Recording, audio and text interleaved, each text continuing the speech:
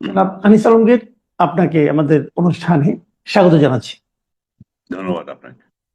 জনাব আনিস আলমগীর, আমরা শুরুতে যে প্রসঙ্গটা নিয়ে কথা বলতে চাই, আমরা আজকে দেখেছি সারাদিন মোটামুটি একটা বিষয় নিয়ে খুব আলোচনা হচ্ছে যে সাবেক রাষ্ট্রপতি জনাব মোহাম্মদ আব্দুল হামিদ, উনি দেশের বাইরে গেছেন।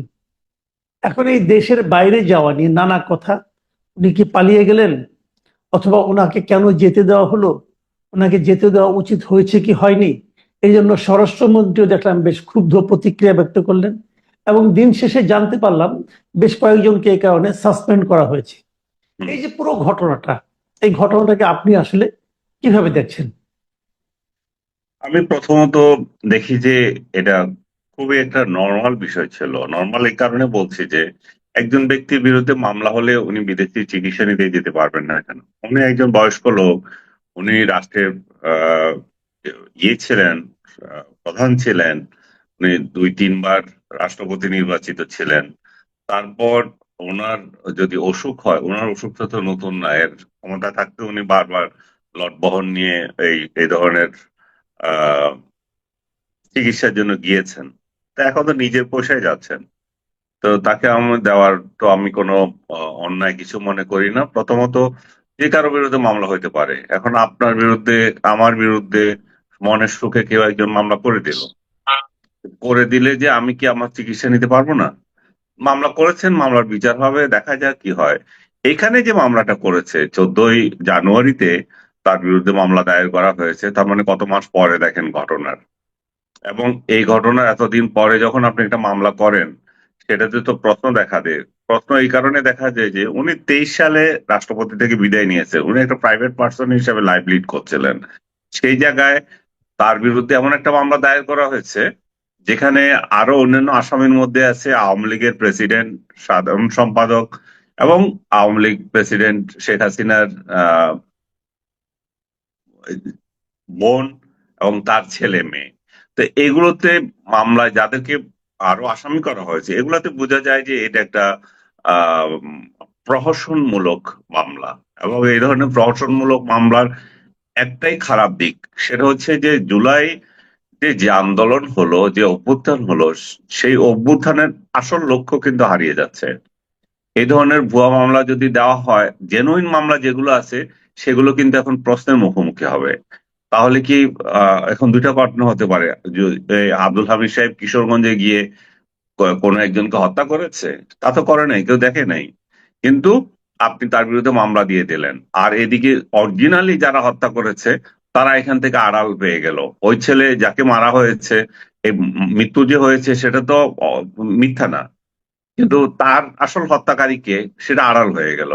এখন যদি হুকুমের আসামি হয়, তো হুকুমের আসামিও তো উনি হতে পারেন না, উনি তো বিগত রাষ্ট্রপতি, উনি তো বর্তমান রাষ্ট্রপতিও ছিলেন না।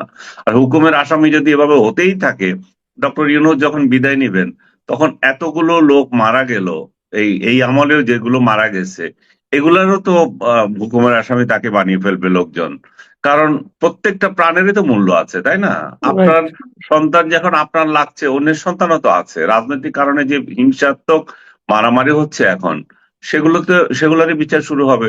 তাহলে রাষ্ট্রটা তো আমরা একটা কেওয়াজের মধ্যে চলে যাচ্ছি, আমরা তো এটা আশা করিনি।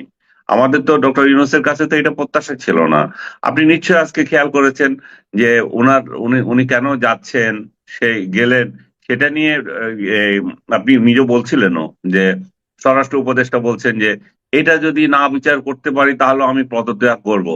ভাই, আপনি পদত্যাগ করেন, আপনাকে ধরে রাখছে কে? আপনি যদি পদত্যাগ করেন, এখানে যে একটা ভালো দক্ষ লোক আসতে পারে, আপনাকে সরাতেও তো পারছে না চক্ষু লজ্জায়। আপনি চলে যান, এখানে একটা ভালো লোক আসুক, রিয়েল ক্রিমিনালদেরকে মামলায় দিক, এদেরকে ঝুলিয়ে দিক, এদেরকে যেটা যেটা করা উচিত ছিল, যে ধরনের অভ্যুত্থানের ঘটনার পর পর প্রত্যেকটা দেশে যেটা হয়, আসল ক্রিমিনাল যারা তাদেরকে ধরে বিনা বিচারে ফাঁসি দিয়ে দেওয়া, সেটা তো করতে পারেন নাই। সেই ক্রিমিনাল গুলো কারা আপনারা তো জানেন, ব্যাংক লুট করেছে কারা? সেই ক্রিমিনাল গুলো কে? সেই যে যারা আহ, গণহত্যায় অংশ নিয়েছিল, যারা গুম খুনে অংশ নিয়েছিল, এদেরকে ধরে দিয়ে দিতেন, তখন মানুষ তো সমর্থন করতো।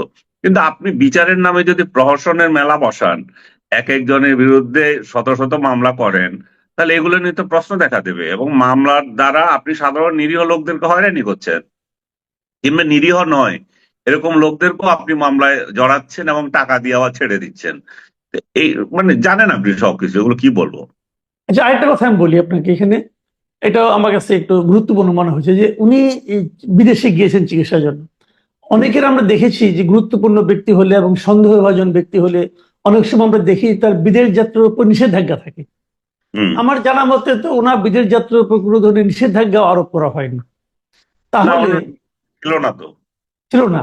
তাহলে সেক্ষেত্রে উনি যদি যান, তাহলে চট করে যখন তিনজনকে প্রত্যাহার করা হয়, তিনজনের বিরুদ্ধে অ্যাকশন নেওয়া হয়, আপনার কি মনে হয়, আপনার কমন সেন্স কি বলে যে সাবেক রাষ্ট্রপতি বিদেশ যাচ্ছেন, এখানে কি উপরের মহলের কোনো ধরনের কারো কি ঊর্ধ্বতন কারো কি কোনো সম্মতি ছিল না?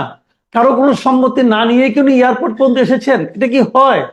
তারপরে এখন যাদেরকে আপনি প্রত্যাহার করেছেন, যাদের বিরুদ্ধে অ্যাকশন নিয়েছেন, তারা তো বলতেও পারবে না যে কারো মানে নির্দেশে তারা মানে গিয়েছে, তারা ছেড়েছে, কারণ তাদের নাম বলে বা চাকরি থাকবে না। এটা একটা জটিলতা না? আপনি এটাকে কিভাবে দেখবেন? আপনার অনুমান ঠিকই আছে, এরকম একজন রাষ্ট্রপতি দেশের বাইরে যাচ্ছে, এটা রাষ্ট্রের অন্য কোনো অর্গানকে উনি জানাবেন না, যে বিশেষ যেখানে জানানোর যে আমি বাইরে যাচ্ছি, ভাই আমার চিকিৎসার দরকার আছে, আমার দুই একজন আত্মীয়কে নিয়ে যাচ্ছি, নিশ্চয়ই জানিয়েছেন। আমি ধরে নিলাম যে তর্কের খাতিরে উনি জানানই নাই, উনি একজন নাগরিক হিসেবে উনি যাচ্ছেন। এখন রাইট। বিরুদ্ধে কোনো ইয়ে নাই, নির্দেশনা নাই, সে যেতে পারবে না। তো যদি থাকতো যে নির্দেশনা আছে, তাহলে যে অফিসার গুলো তাকে ছেড়ে দিয়েছে তারা কথা বলতে পারতো যে ভাই আমরা কোন কোন অধিকার আপনি ছেড়ে দিয়েছেন, এই ভদ্রলোককে তো দেওয়া হয়েছিল যে বিদেশে যেতে পারবে না। এখন আপনি বলেন যে এরা তাহলে কি দোষ করলো যারা তাকে যেতে দিল, তারা ক্লিন ইয়ে পেয়েছে বলে যেতে দিয়েছে। এখন আপনি তাদেরকে কেন চাকরিচ্যুত করছে, চাকরিচ্যুত না কি বদলে টদলে কি কি জানি করেছে, হম হম, এটা প্রত্যাহার করেছে করে এই জন্য। নিয়েছে। হ্যাঁ, প্রত্যাহার করে নিয়েছে আর কি। প্রত্যাহার করেছে, এটা এই জন্য করেছেন যে স্বরাষ্ট্র উপদেষ্টা তো অলরেডি ঘোষণা দিয়ে দিছে, আপনি যেটা বললেন, আমি যদি জি। কিছু না করতে পারি তাহলে পদত্যাগ করবো। ওনার পদত্যাগ না করার জন্য করছেন উনি, যাতে পদত্যাগ না করতে হয়। যাও, আমরা এখন অন্য প্রসঙ্গে একটু আসি।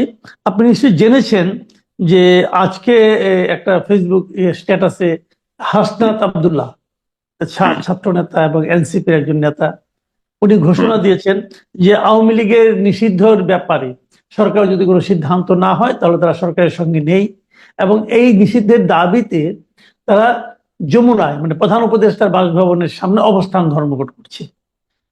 তো এইটাকে আপনি, এটা কি মানে তাহলে কি এনসিপির সঙ্গে সরকারের আগের সম্পর্ক নষ্ট হয়ে যাচ্ছে, নাকি এটা একটা লোক দেখানো নাটক, নাকি সরকার এটাকে দেখিয়ে বলবে আমরা চাপের মুখে আছি অতএব করলাম? মানে এই ব্যাপারটা কেমন, আপনি এটা কিভাবে ব্যাখ্যা করবেন? এগুলো সবগুলো গুলিয়ে আপনি যেটা বলছেন সবগুলোই আছে এখানে এলিমেন্ট। প্রথমত হচ্ছে যে এদেরকে কেউ না কেউ যদি আবার বলে দে, ওই সেই শেখ হাসিনাকে নিয়ে যে ডায়লগ দিয়েছিল, নাটক কম করো প্রিয়, তো এখানেও পাবলিক বলতে পারে নাটক কম করো, কারণ এগুলো জানে এটা এটা কমপ্লিট একটা ড্রামা। এই ড্রামার কারণ হচ্ছে যে এই ঘটনার পরপর আপনি যদি খেয়াল করে দেখেন, আহ, আহ, স্বরাষ্ট্র সরি আইন আইন উপদেষ্টা মিস্টার আসিফ নজরুল যে স্ট্যাটাস দিয়েছে, সেখানে বলছে আওয়ামী লীগ কিংবা আওয়ামী লীগের কোনো কোনো অঙ্গ সংগঠন নিষিদ্ধ হতে পারে, এবং তার মানে হচ্ছে যে এখানে একটা আলোচনা তাদের মধ্যে হয়েছে আওয়ামী লীগ কিংবা আওয়ামী লীগের যুবলীগ এবং স্বেচ্ছাসেবক লীগকে নিষিদ্ধ করার ব্যাপারে। একই সঙ্গে আপনি দেখেন গভীর রাতে স্ট্যাটাস দিয়েছেন আসিফ মাহমুদ ভুঁইয়া, যে জি আমরা ভাইয়া। আরেক উপদেষ্টা, উনি বলেছেন যে আওয়ামী লীগ স্বেচ্ছাসেবক লীগ এবং যুবলীগকে নিষিদ্ধ করা হবে, এটা প্রক্রিয়াধীন আছে, সেটা অলরেডি আলোচনায়, আমরা এর মধ্যে মানে সরকারি পর্যায়ে আলোচনা হয়ে গেছে। তার মানে কি? তার মানে হচ্ছে যে ওনারা আসলে আলোচনা করেছেনই অলরেডি। এখন এটা কার্যকর করার জন্য একটা ইয়ে দেখাবেন, যে অজুহাত দেখাবেন যে আমরা তো ঘেরাওয়ের মধ্যে ছিলাম তাই করেছি, এটা একটা জাস্টিফাই হয়ে গেল।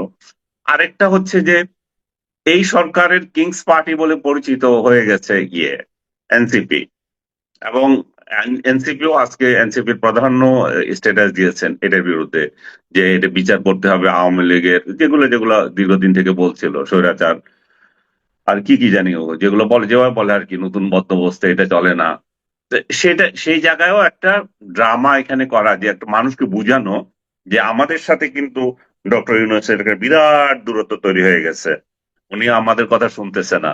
এবং এই সুরে আপনি খেয়াল করে দেখবেন, মাহফুজ, ওনার নাম কি, মাহফুজ আলম, হুম, আলম, মাহফুজ আলম, রাইট। হ্যাঁ, এই আমাদের তথ্য উপদেষ্টা মাহফুজ আলম সাহেব একটা স্ট্যাটাস দিয়েছেন, সেখানেও তিনি একই সুরে কথা বলেছেন। এবং এটাও বলেছেন যে আমরা পাচ্ছি না, আমরা মাত্র 2 জন উপদেষ্টা সরকারি ছাত্র প্রতিনিধি হিসাবে আছি, এখানে আরো উপদেষ্টা বাড়ানো দরকার।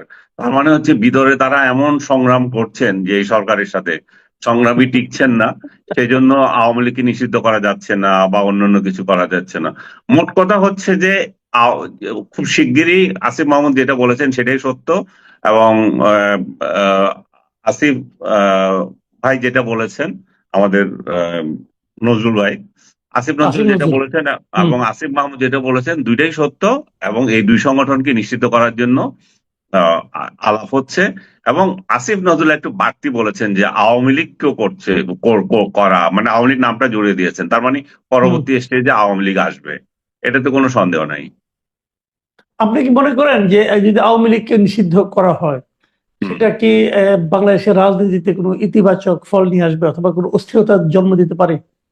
অস্থিরতার জন্ম তো অবশ্যই দেবে। ইতিবাচক কি নেতিবাচক, আমি মনে করি যে সেটা স্টেক হোল্ডার যারা আছে মানে রাজনীতিতে এখন বর্তমানে, যারা বিএনপি, জামাত এন্ড আদার্স, তাদের সাথে কি কি ধরনের আচরণ করেছিল, আইনগত বিষয়গুলো কেমন হবে, যারা এই ধরনের নিষিদ্ধ করতে যাবে, আইন কি বলে, এই ধরনের রাজনৈতিক দলকে নিষিদ্ধ করে রাখা যায় কিনা, সেগুলো তারা আচার বিচার করে দেখবেন। এবং সত্যিকার অর্থে তারা যদি এই ধরনের অ্যাট্রোসিটি এর আগে করে থাকে, বা 24-এর গণ অভ্যুত্থানে যদি তাদের ভূমিকা সেরকম থাকে, হতেই পারে একটা রাজনৈতিক দলকে নিষিদ্ধ করা। তাতে আমি খুব যে ইয়ে হয়ে যাব, আশ্চর্য হব তা না, কারণ আইনগতভাবে যদি তারা নিষিদ্ধ করতে পারে এবং এলিমেন্টস পায়। কিন্তু যেটা আমি আপনি উদ্বিগ্ন হওয়ার যে বিষয়টা হচ্ছে যে এর প্রতিক্রিয়া কি হবে। এর প্রতিক্রিয়া নিঃসন্দেহে ভালো হবে না। আওয়ামী লীগের একটা বিরাট সমর্থক বেস বাংলাদেশে রয়ে গেছে, এটা আমরা স্বীকার করি আর না করি। তাহলে এই লোকগুলোকে যখন আপনি নিষিদ্ধ করে দিচ্ছেন, তো নিষিদ্ধ লোকেরা তখন নিষিদ্ধ কাজে যাবে, তখন চোরাগুপ্তা হামলা চলবে এবং এই ধরনের নাশকতা চলবে। তখন এই নাশকতার জন্য তো আপনি আপনি তো তাদেরকে আগেই বলে দিয়েছেন যে এরা নিষিদ্ধ লোক। তো নিষিদ্ধ লোকগুলো যদি নাশকতা করে, আপনি নিষিদ্ধ লোক নাশকতা না করলেও আপনি ধরবেন, কারণ বলবেন যে এগুলো নিষিদ্ধ পার্টির লোক। নিষিদ্ধ পার্টির লোককে তো আপনার ধরার এখন আরো স্কোপ বেড়ে যাবে। তো তাহলে তারাও সে ধরনের পিঠ বাঁচানোর জন্য তারা এই ধরনের কর্মসূচি নিবে। তো সার্বিকভাবে এটা হচ্ছে যে এই ধরনের পদক্ষেপ নেওয়া হচ্ছে যে ইলেকশনকে বিলম্বিত করা, রাষ্ট্রকে একটা অস্থিতিশীল করা, যাতে করে এমন এক আইন শৃঙ্খলা পরিস্থিতি বিরাজ করবে, নির্বাচন আর করার কোনো সুযোগ থাকবে না। সেই কারণে এই যতই আপনি এই ধরনের নিষিদ্ধ করার সিদ্ধান্ত নিতে থাকেন, বা মানে একটা পার্টির লোকদের দাবিতে যমুনার সামনে দাঁড়িয়ে গেছে তাই সেটাকে অজুহাত করে আপনি এগুলো করতে যাবেন, তাহলে বিএনপি সহ অন্যান্য রাজনৈতিক দলেরও এটা দেখার বিষয় আছে, কারণ তারা অংশীদার। তাদের সাথে আলোচনা না করে আপনি কি করে এটা নিষিদ্ধ করবেন, এবং তাদের মতামত নিয়েছেন কিনা। ডক্টর ইউনূস কিন্তু আল জাজিরা এন্ড আদার্স ইন্টারভিউতে বলেছিলেন যে অন্যান্য রাজনৈতিক দল কি বলে সেটাও আমাদের দেখতে হবে, নির্বাচন কমিশন কি বলে সেটা দেখতে হবে। তাহলে সেটা দেখেন, সেটা প্রকাশ্যে বলেন, সেটা প্রকাশ্যে মিটিং করেন, ওই আওয়ামী লীগকে নিষিদ্ধ করার নিয়েই মিটিং করেন। এত রাগ ঢাকের কি দরকার? আওয়ামী লীগকে আপনি নিষিদ্ধ করবেন, সেটা আইনগতভাবে এবং অংশীদারদের সাথে আলোচনা করেন, আলোচনা করে করেন। আপনি সবকিছু গোপনে গোপনে করবেন কেন? আপনি আহ, ভারত আমাদের বিরুদ্ধে মিডিয়ায় অপপ্রচার করছে, এই ধরনের সাধারণ বিষয় নিয়ে আপনি জাতীয় আহ, সমস্ত পার্টিকে দাওয়াত দিতে পারেন। তাহলে এই ধরনের এত বড় ধরনের ঘটনা যখন আপনি নিবেন, তখন এদেরকে ডাকেন, এদেরকে ডেকে এদের মতামত নেন, আরাকানে কি করিডোর দেবেন কি না দেবেন সে বিষয়ে এদেরকে ডাকেন। এগুলো তো নিজে নিজে করলে হবে না, তখন এটি বিতর্কিত হয়ে যাবে। সরকারটা বিতর্কিত হয়ে যাবে, সরকারটা বিতর্কিত হওয়া মানে আমাদেরকে হতাশায় ফেলা। আমাদের 24-এর অভ্যুত্থানের আর কোনো, আমরা কোনো দেখি না, এটাতে আনন্দিত হওয়ার মতো আর কোনো ঘটনা পাবো না। আমরা এখন সত্যিকার অর্থে ছেড়ে দে মা কেঁদে বাঁচি অবস্থা। আমরা চাচ্ছি যে ভাই এনি হাও একটা ইলেকশন করে দিয়ে আপনি যান, বিদায় নেন ভাই, জাতিকে একটু রক্ষা করেন। অনেক ধন্যবাদ, অনেক ধন্যবাদ জনাব আনিস আলমগীর। প্রিয় দর্শক, আপনারা শুনলেন আওয়ামী লীগ নিষিদ্ধ হওয়া অথবা হাসনাত আবদুল্লাহর দাবি, অথবা সাবেক রাষ্ট্রপতি আব্দুল হামিদের বিদেশ গমন এবং তা নিয়ে আমাদের স্বরাষ্ট্রমন্ত্রীর প্রতিজ্ঞা এবং হুঙ্কার, এ সমস্ত বিষয়ে জনাব আনিস আলমগীরের ব্যাখ্যা, মূল্যায়ন আপনাদের কেমন লাগলো আমাদের লিখে জানাবেন। আগামীতে আবার কথা হবে। ভালো থাকবেন আপনারা। আল্লাহ হাফেজ।